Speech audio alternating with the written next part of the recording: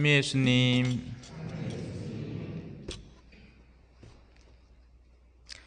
오늘 일독서 안에는 사도들의 활동이 등장을 합니다.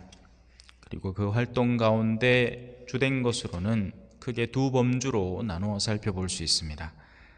첫째로 사도들은 사람들의 병을 치유해 주었습니다.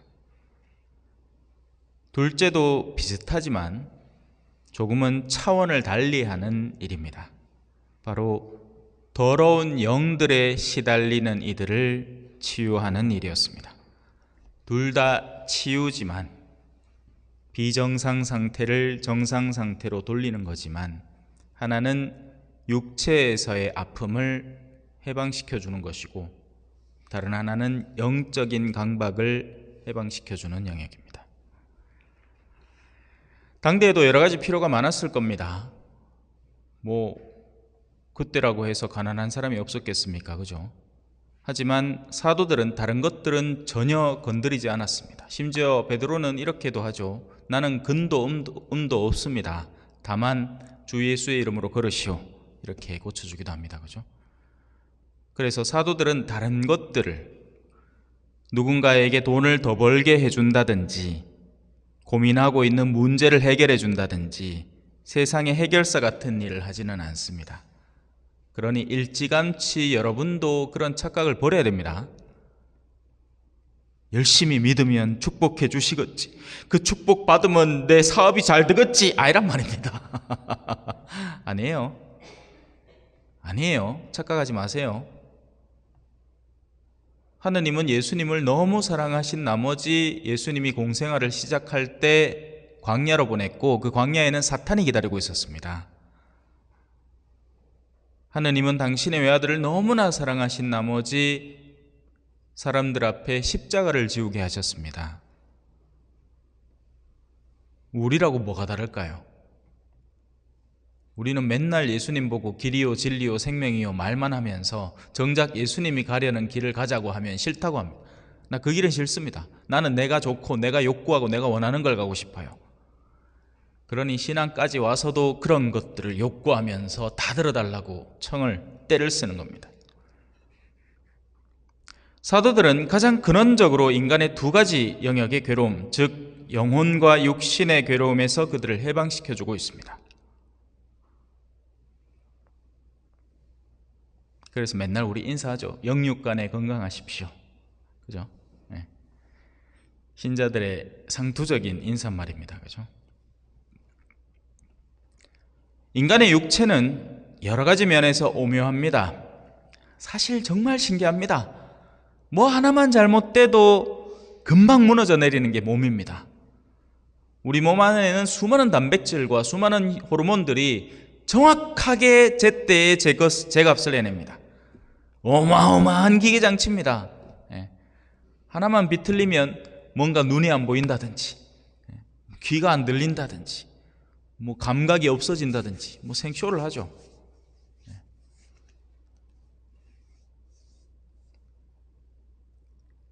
하지만 그런 것들보다도 더 오묘한 영역에서 우리가 주목해야 될 건 우린 신앙인이잖아요. 그 육신이 우리가 그렇게 신기함을 느낄 정도의 정교한 기계장치가 영혼이라는 것과 기민하게 연계되어 있다는 것입니다. 저는 교리 시간에 항상 이렇게 가르칩니다. 언뜻 육체가 영혼의 주머니 같죠? 그죠? 육체가 주머니고 영혼이 그 안에 담기는 것처럼 우리는 생각을 합니다. 근데 사실 그게 아니라 영혼이 육체를 끌어안아 주는 겁니다. 그래서 더 이상 그 영혼이 육체를 못 끌어안을 때 육신은 그때부터 부패하기 시작하는 겁니다. 그래서 이 두 기민한 연계 속에서 육체가 아프면 영혼도 주눅들게 마련입니다.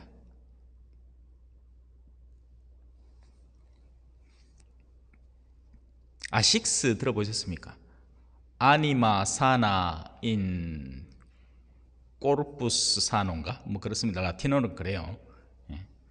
건강한 영혼의 건강한 육체, 건강한 육체의 건강한 영혼.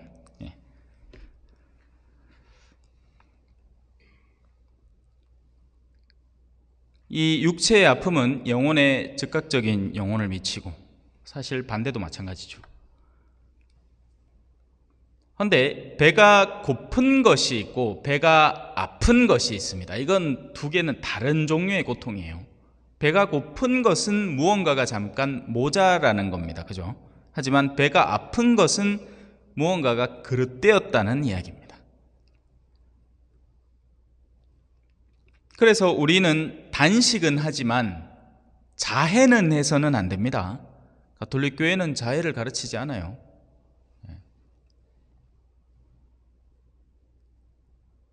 이 왜 옛날 영화 같은 거 보면 천주교 수도승들이 막 이상한 짓거리 막 하잖아요. 그죠?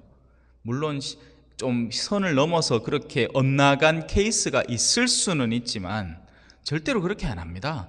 장상의 허락하에서 자신이 평소에 누릴 수 있는 것을 포기하는 생활을 하는 거지, 자기를 막 몸을 막 해치고 막 피를 철철 흘리고 이런 거 안 합니다. 기껏 해봐야 이제 푹신한 침대를 그냥 딱딱한 침대로 자고 싶다, 수도 원장님한테 가서, 자기가 몸담고 있는 수도의 원장님한테 가서 제가 오늘부터 예수님의 순환을 묵상하려고 이렇게 지내려고 합니다, 허락해 주시겠습니까? 하면 수도 원장이 보고 판단하는 겁니다. 허락해 줘서 이 사람에게 영적 유익이 있는가 없는가를 봐야 하는 거죠. 지멋대로 하는 게 아닙니다. 근데 그런 것들이 오해를 사가지고 이제 막 옛날에 중세 수도자들은 막 미친 광기 어린 짓거리를 하는 것처럼 마치 소설이나 이런 데서 묘사를 해놨습니다. 절대로 그렇지 않습니다. 사도들은 사람들이 하느님에게 다가서는데 방해되는 요소를 치워주고자 했던 겁니다. 이게 핵심입니다. 치유 자체가 핵심이 아니라고요. 그냥 사람 낫게 하는 게 핵심이 아닙니다. 이 사람이 하느님께 나아가는데 무언가가 장애의 상태에 있으면 그걸 치워주는 게 목적인 거지, 그냥 무턱대고 모두 다 치유해 주는 게 목적이 아니라고요. 모르는 사람들이 이렇게 가톨릭 교회 안에서 이루어지는 치유의 은사를 이런 식으로 다루려고 합니다. 그냥 내 뭐 좀 아프마 신부님한테 안수 좀 청하고, 그럼 좀 낫겠지, 뭐 기분이 좀 나은 것 같아. 근데 그게 아니란 말입니다. 잘 들으셔야 됩니다. 치유는 사도가 손을 뻗는다고 아무에게나 주어지는 것이 아닙니다. 치유는 전적으로 하느님의 자비의 선물입니다.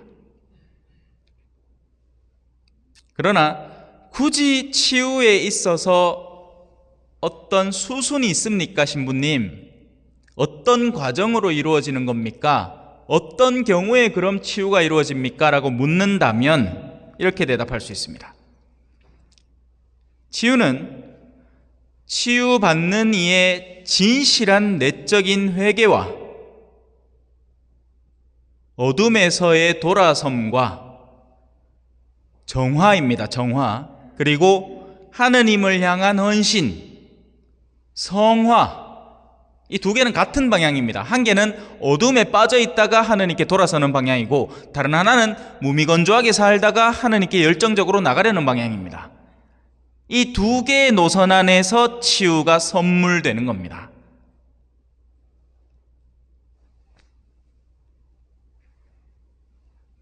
즉 치유는 아무에게나 그냥 니 좋아라 하고 옛다 하고 던져주는 무언가가 아닌 겁니다. 하느님이 바보도 아니고요. 하느님을 위해서 열매 맺으라고 주어지는 일종의 선물인과 동시에 뭐가 된다? 소명이고 사명이 되는 겁니다. 그래서 이 신앙적인 수단으로 치유를 받은 사람은 숙제가 생기는 겁니다. 이제 지 목숨이 아닌 거예요. 잘 따라오고 계신지 모르겠다. 뭐 하기야 뭐 여기야 뭐 크게 아쉬운 게 있겠나, 그죠? 뭐 그만큼 애써 치유를 청해 본 적도 없고, 신앙에 정말 그만큼 기대 본 적도 없고. 왜? 의료보험 잘 돼 있잖아. 의사한테 가지 만다 신부님한테 갑니까, 그죠? 맞아요. 한국만큼 의료보험이 잘 되는 데가 없고 한국만큼 아플 때마다 의사를 찾을 수 있는 데가 없는데 이제 그거 산통 다 깨졌죠. 이제 산통 다 깨졌습니다. 예. 이제 의사 보기 힘들어질 거예요. 그러면 다시 예전으로 회귀하는 거죠. 옛날에 왜 했습니까? 젠디다 젠디다 젠디다 어디 약방 쓰인 데 갖고 야간 첩지가 그거 먹고 또 젠디다 젠디다 젠디다 정 안 되겠으면 병원 가갖고 떡 하는데 수술비가 얼마다 하면 포기하고 돌아서 나오잖아. 돈 없는데 어떻게 치유해? 이게 제가 선교사로 일하던 남미에서 일어나던 일이었습니다. 돈 없으면 죽어야 돼요. 돈 없는데 어째? 병원에서는 어마어마한 금액을 줘야 치료를 시작한다는데, 지금까지 우리는 이 의료보험이라는 것이 얼마만큼 좋은 제도인지 크게 의식 안 하고 살아왔고, 또 그 의료보험을 망치려고 작정을 한 사람들이 많죠. 의료 쇼핑을 다닙니다. 그죠? 예, 어르신들 막 심심하고 할 일 없으니까 이 한의원 가갖고 찜질함하고 저 한의원 가갖고 마사지함 받고 그렇게 쌓고 돌아다니고 앉았. 예, 아프지도 않은데. 이제는 그런 것들이 판판이 무너질 지경입니다. 여튼 중요한 건 그게 아니라 치유는 사명입니다. 하느님으로부터 오는 치유는 자 이제 네가 나았으니 가서 복음을 전해라. 너의 나음을 증거로 삼아 너의 내면 속에 감사를 일으키고 너를 진정으로 낫게 해주신 분에게 감사하는 마음으로 사람들에게 나의 존재를 알리도록 해라. 내가 볼리비아에서 낫지 말았어야 되는데 하느님이 낫게 애가 급성 간염에 딕 걸려갖고요 막 딸꾹질을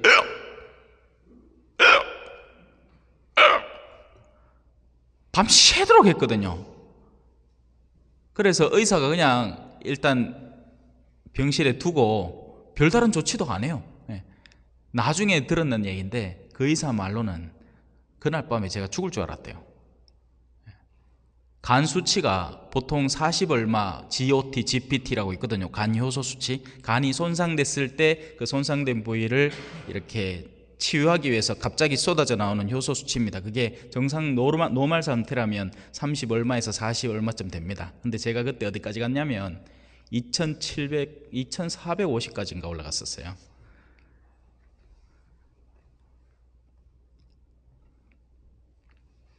치유를 받은 이는 자신의 쾌락을 추종하기 위해서 치유받는 것이 아니라 복음을 전하기 위해서 치유받는 것입니다.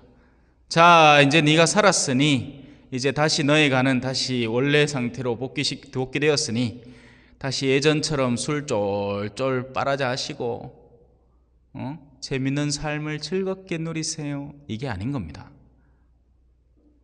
너는 죽음을 거쳐 살아났으니 이제부터의 네 생명은 너의 것이 아니라 나의 것이다. 이를 간과하면 어떻게 되느냐? 이 치유는 곧잘 악마의 장난으로 변모하게 됩니다. 아까 농담처럼 얘기했지만 누군가가 술을 더 많이 소비하기 위해서 간을 치유받기를 원한다면 그 치유는 만약에 그가 그렇게 해서 치유가 된다면 그 치유는 누가 선물해 주는 치유일까요? 하느님 아니면 악마? 후자입니다. 악마도 빛의 천사를 흉내낼 수 있고 일시적인 개선을 경험시켜 줄 수 있기 때문에 그렇습니다.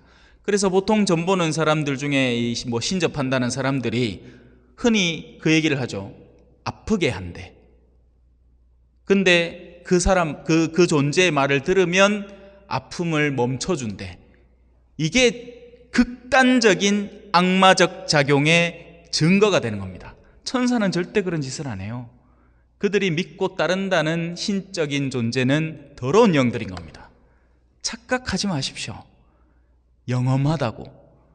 머리가 1000만 배는 좋기 때문에 장기에 몇 수 앞을 두는 머리를 갖고 있기 때문에 우리를 옷모습만 싹 봐도 이 사람이 대충 어떤 게 문제고 어떻게 조언을 하면 내 편으로 만들 수 있을까를 현명하게 아는 겁니다. 그래서 남편 문제로 왔구만. 여자들 중에 거의 80%는 남편하고 사이가 안 좋거든. 아니 자식 건드리면 되지 뭐. 자식이 많이 아픈가 봐. 얼굴이 거무죽죽 해가지고 막 수심이 거득한데 보이긴 해. 남편 문제는 아닌 것 같고. 머리 좋죠. 잘 속아 넘어갑니다. 그래서 일계명을 정면으로 거스르면서도 주일미사 빠진 것만큼 마음 아파하지도 않죠. 자기가 뭔 짓을 하고 있는지도 모르는 겁니다. 그게 얼마나 극심한 죄악인지 모르는 거예요. 심지어는 누가 좋다고 부적 써오마 비싼 거라 가있긴 해. 그 돈값이 아까워갖고 어디 쑤셔 박아놓고 다닙니다. 겁도 없지. 그게 얼마만큼의 재앙을 불러들일지 상상도 못하면서 자기 스스로 어둠의 영의 문을 활짝 열어놓고는 왜 나한테 일이 자꾸 이렇게 꼬이나 이 얘기하고 앉았습니다. 왜 자꾸 아프나. 마치 곰팡이 가득 핀 음식을 입에 쿡쿡 쑤셔 넣고 있으면서 왜 자꾸 속이 쓰리지. 배 아파 죽겠네 이렇게 하고 있는 거예요. 세상 그런 멍청한 사람이 또 있을까요?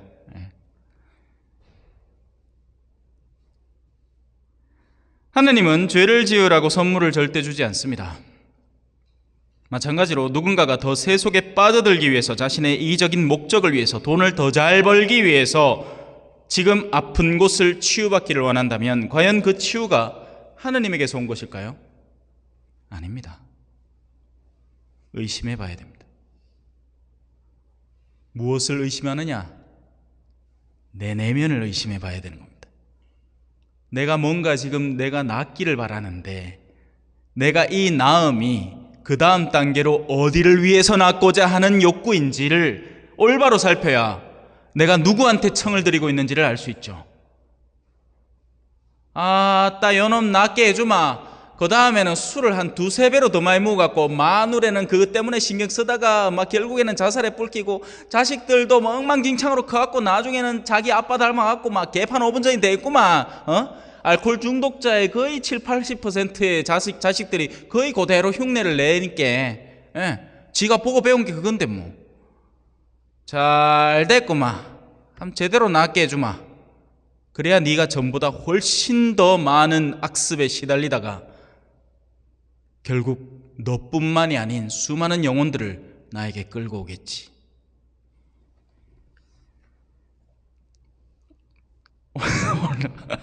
제가 너무 진지한가요? 표정들이 너무 어둡다.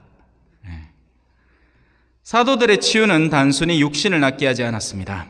사실 그 이전에 더러운 영을 쫓아내는 것이 우선되는 치유입니다. 그래서 이 둘은 언뜻 분리된 두 가지 행동처럼 보이지만 사람들을 낫게 하는 것은 곧 그의 영혼을 치유해서 그의 몸이 자동으로 개선되게 하는 겁니다. 악습을 치유하면, 예를 들어서 비만은 어디서 오는 걸까요? 게으름에서 오는 거죠. 먹기를 좋아하는 탐식에서 오는 거고요. 그래서 그 탐식과 게으름을 적절히 조절을 하면 그의 체중은 절로 조절되는 겁니다. 그래서 우선적으로는 영의 치유가 먼저입니다. 여러분들 가운데 혹시나 어디든지 뭐가 안 좋아서 그 안 좋음의 개선을 하느님에게 찾고 있다면 가장 먼저 해야 될 일이 있습니다. 회개하십시오. 그리고 복음을 믿으십시오. 잠시 묵상하시겠습니다.